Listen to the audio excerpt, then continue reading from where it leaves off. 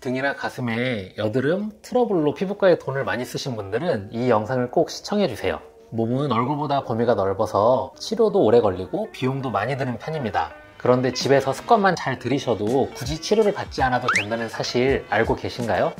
여드름이나 트러블에는 청결이 중요하다고 해서 매일 열심히 씻는데도 계속 여드름이 발생하시는 분들 계시죠? 그건 관리하는 방법이 잘못된 거지 씻는 게 잘못된 게 아닙니다. 현실적으로 적용하기 힘든 것은 말씀드리지 않겠습니다.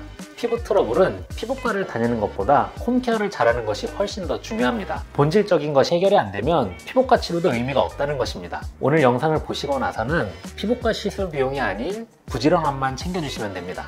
제가 말씀드리는 간단한 개념만 이해하셔도 피부 트러블이 생기는 이유에 대해서 더 이상 알아볼 필요가 없습니다. 딱 두 가지만 기억하시면 됩니다. 장벽을 지키고 피지를 억제하기. 피부에는 수분을 유지시켜주고 나쁜 균들로부터 몸을 지켜주는 장벽이 있습니다. 이 피부 장벽은 기름막으로 형성이 되어 있는데요. 이 장벽을 지키면서 노폐물만 적절히 씻어내면 트러블이 생길 일이 거의 없습니다. 여드름이 생기는 이유는 다양하지만 대부분 장벽이 무너지면서 균들이 침투하고 피지가 쌓이고 모공이 막히면서 생기게 됩니다. 지금부터 그 원인들을 차단할 수 있는 방법들을 쉽고 간단하게 정리해 드리겠습니다. 우선 첫 번째로 확인해야 될 것은 피부 타입입니다. 대부분 얼굴이 지성이면 몸도 지성일 거라 생각을 합니다. 하지만 우리 피부는 두피, 얼굴, 몸 다 각각 다를 수 있습니다. 그렇기 때문에 자신의 두피, 얼굴, 몸의 피부 타입을 이해하고 그에 맞는 제품을 사용하는 게 우선입니다. 자신의 피부 타입을 이해하셨다면 장벽을 보호하는 샤워 방법에 대해 말씀드릴게요. 첫 번째, 뜨거운 물로 하지 마세요. 설거지할 때 기름기가 묻은 그릇을 뜨거운 물로 헹구면 어떻게 되나요? 깨끗이 씻겨나가죠. 그것과 마찬가지로 뜨거운 샤워는 피부의 기름막, 즉 장벽을 제거합니다. 둘째, 샤워 시간은 10분을 넘기지 마세요. 긴 샤워 시간은 피부를 건조하게 만들고 가려움을 생기게 해서 습진을 유발합니다.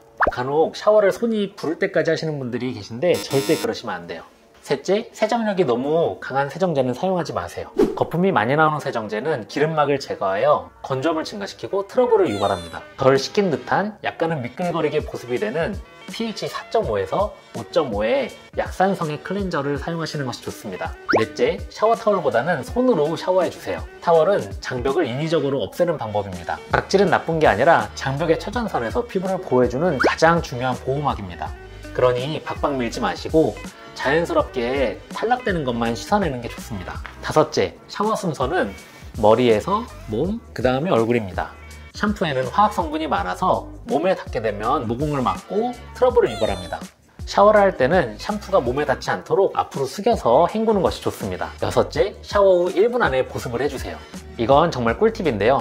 수건으로 물기를 닦을 때 이렇게 문질러서 닦는 게 아니라 톡톡 두들겨서 가볍게 물기를 털어내고 물기가 약간 남아있는 상태가 좋습니다. 이렇게 촉촉한 상태에서 보습제를 발라야 보습 방어막이 강화됩니다. 이건 제가 정말 강력하게 추천드리는 진짜 꿀팁인데요. 보습제에 바셀린을 믹스해서 바르시면 엄청 촉촉한 느낌이 오랫동안 유지가 되실 거예요. 많이 건조한 피부라면 하루에 3번 이상 더 발라주시고요. 굳이 비싼 거 쓸 필요 없고 듬뿍 바를 수 있게 저렴한 걸로 약간 끈적임이 느껴지도록 발라주세요. 다음은 피지 분비를 증가시켜서 여드름을 유발할 수 있는 음식에 대해서 알아볼게요. 첫 번째로는 흰쌀, 흰 밀가루, 흰 설탕이 들어간 탄수화물 음식인데요. 라면, 초콜릿, 빵, 탄산음료가 대표적입니다.